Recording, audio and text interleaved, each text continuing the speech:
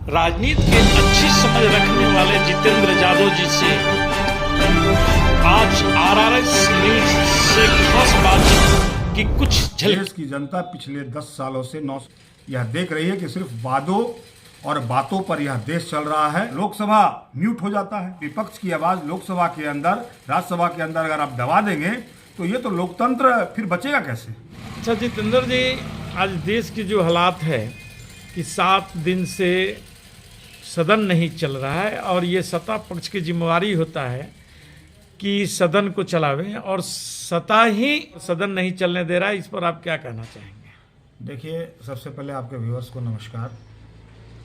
देखिए, लोकतंत्र में सदन को चलाना संवैधानिक तौर पे सबसे बड़ी जवाबदेही सत्ता पक्ष की होती है। यही संवैधानिक है और यही संविधान में लिखा है। लेकिन यहाँ पे क्या हो रहा है, सत्ता पक्ष के जो लोग हैं वो सदन चलने नहीं दे रहे हैं। अब क्यों चलने नहीं दे रहे हैं? इसलिए चलने नहीं दे रहे हैं कि विपक्ष अडानी मुद्दे पर संसद में बात करना चाहता है। लेकिन सत्ता पक्ष के जो लोग हैं, शीर्षस्थ नेतृत्व जो है, वो कहीं ना कहीं अडानी नेतृत्व में इतने माने डेप्थ में फंसे हुए हैं, वह जानबूझ करके सदन को गुमराह करके जनता का पैसा बर्बाद कर रहे हैं। ये लोग बोल रहे हैं कि राहुल गांधी विदेश में जाकर के, लंदन में जाकर के और देश का अपमान किए हैं, उन्हें माफी मांगना चाहिए। राहुल के वक्तव्यों को आप सबसे पहले संज्ञान में लें कि राहुल गांधी जी ने कहा क्या है। राहुल गांधी ने कभी भी नेशन के खिलाफ कोई बात नहीं करा। राहुल गांधी ने किसी पार्टी और सरकार के खिलाफ बात करा, लेकिन माननीय ने इंडिया से बाहर विदेशों में, कई देशों में भारत के खिलाफ, भारत के जनता को कहीं ना कहीं अपमानित करते हुए कई ऐसे शब्दों का इस्तेमाल किया है जिससे लोग, देश के लोग माने शर्मिंदगी महसूस कर रहे हैं।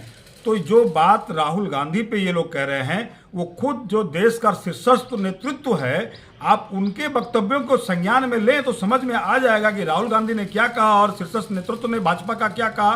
तो ये बेसिकली एक पूरा एक नैरेटिव चलाया जा रहा है कि किसी तरह आप मुद्दों को कैसे डाइवर्ट आप करें। जो अडानी जो इश्यूज है, अडानी इश्यूज को कैसे डाइवर्ट करना है, यह बेसिकली यही प्रयोजित बीजेपी द्वारा यह कार्यक्रम है और राहुल गांधी ने ऐसा कुछ कहा ही नहीं है, इसलिए ये इशू है ही नहीं है। एक चीज़ और बताइएगा कि माननीय का मतलब हमारे दर्शक को थोड़ा समझाइएगा। और दूसरा चीज़ ये है कि सदन में जो राहुल गांधी जी बात बोल रहे हैं कि हमें सदन में बोलने को अनुमति दिया जाए, और वह अनुमति हमारे लोकसभा अध्यक्ष नहीं दे पा रहे हैं। और ये मामला जबकि राज्यसभा में राहुल गांधी जी हैं नहीं और राज्यसभा में ये मामला उठाया जा रहा है, ये कहाँ तक सही है? नहीं, सदन का नेता है कौन? सदन का नेता हमारे माननीय प्रधानमंत्री नरेंद्र मोदी साहब हैं।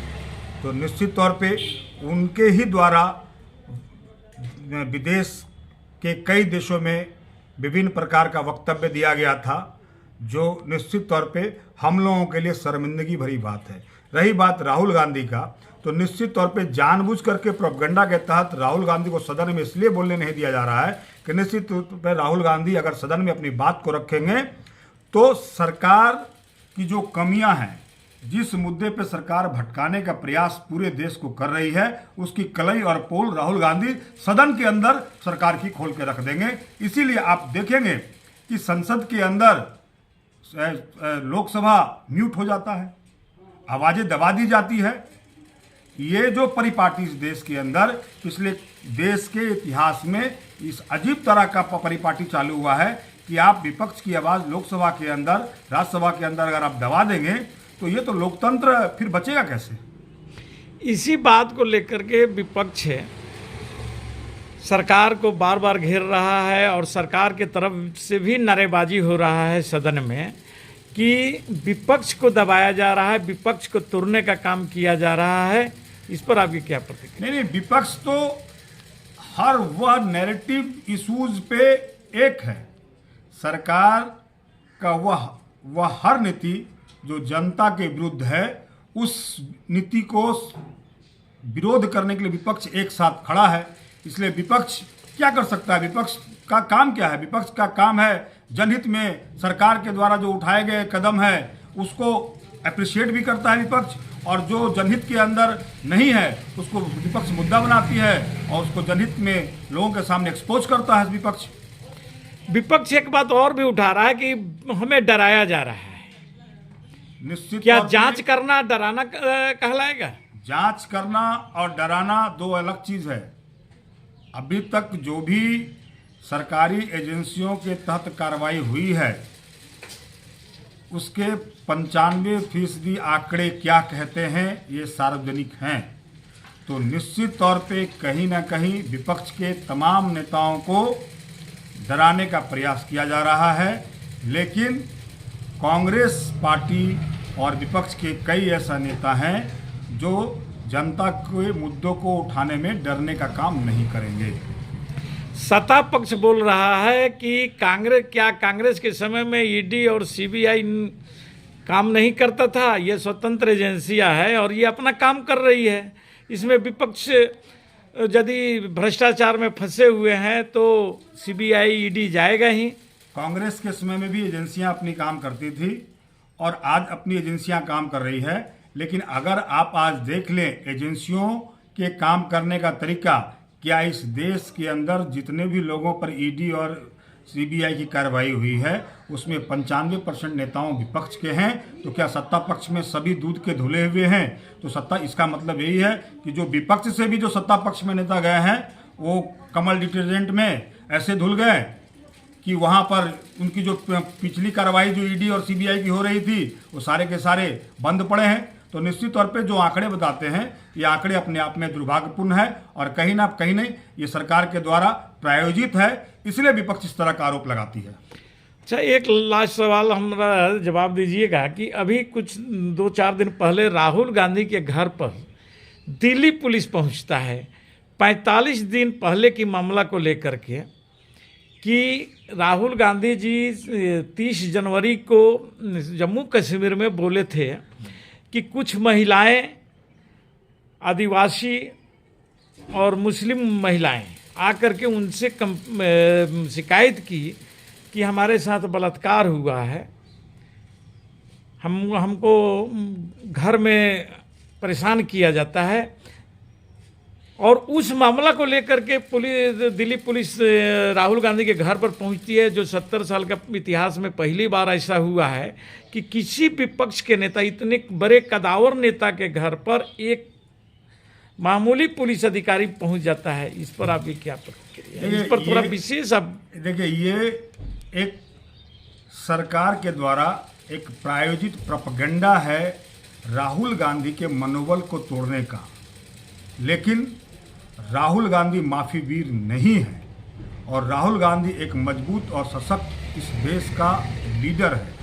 आप समझ सकते हैं कि आप अगर किसी सार्वजनिक कार्यक्रम में जाते हैं, बहुत तरह के लोग आपसे मिलते हैं, कई ऐसे लोग होते हैं उस भीड़ के अंदर अपनी बात को आपसे शेयर करते हैं, अपनी समस्या को आपसे शेयर करते हैं, लेकिन देश में पहली बात कि आपको उस लाखों लोगों में से फलाना आदमी कौन था आप आइडेंटिफाई करके बताइए, ये संभव है क्या? सभी सत्ता पक्ष के लोग सार्वजनिक जीवन में हैं, विपक्ष के लोग सार्वजनिक जीवन में हैं, तो इस तरह का एक नैरेटिव पैदा करना तो कहीं ना कहीं मानसिक तौर पे आप डर चुके हैं, विपक्ष के साथ डरे हुए हैं, इसलिए इस प्रकार का आप कार्य जो है, इस प्रकार का कार्य कर रहे हैं, इससे कोई फर्क पड़ने वाला नहीं है। राहुल गांधी डरने वाला शख्स नहीं है। क्या राहुल गांधी उन लोगों का नाम पुलिस को बतलाएंगे जो वो लोग? मैंने कहा ना कि सार्वजनिक जीवन में सत्ता पक्ष के लोग भी सैकड़ों लोग से मिलते हैं, विपक्ष के लोग भी सैकड़ों लोग से मिलते हैं, और क्राउड में कुछ इश्यूज ऐसे आते हैं तो उस क्राउड में किसी को आइडेंटिफाई करना संभव है क्या? ये बेतुकी बातें हैं, ये सिर्फ एक प्रेशर है, जो प्रेशर में कांग्रेस पार्टी आने वाली नहीं है। 2024 का चुनाव आप किस नज़र से देख रहे हैं? 2024 में हम एक बेहतर कांग्रेस पार्टी निखर कर आएगी और हम सरकार बनाने के लिए लोगों का समर्थन हमें लगभग मिलना तय है, क्योंकि यह इस देश की जनता पिछले 10 सालों से 9 सालों से यह देख रही है कि सिर्फ वादों और बातों पर यह देश चल रहा है। तो निश्चित तौर पे कांग्रेस के समर्थन में और कांग्रेस का जो एलाई है उसके समर्थन में एक बड़ा जनादेश मिलेगा, जो विकसित भारत को निर्माण करने का फिर एक बुनियाद रखेगा। धन्यवाद।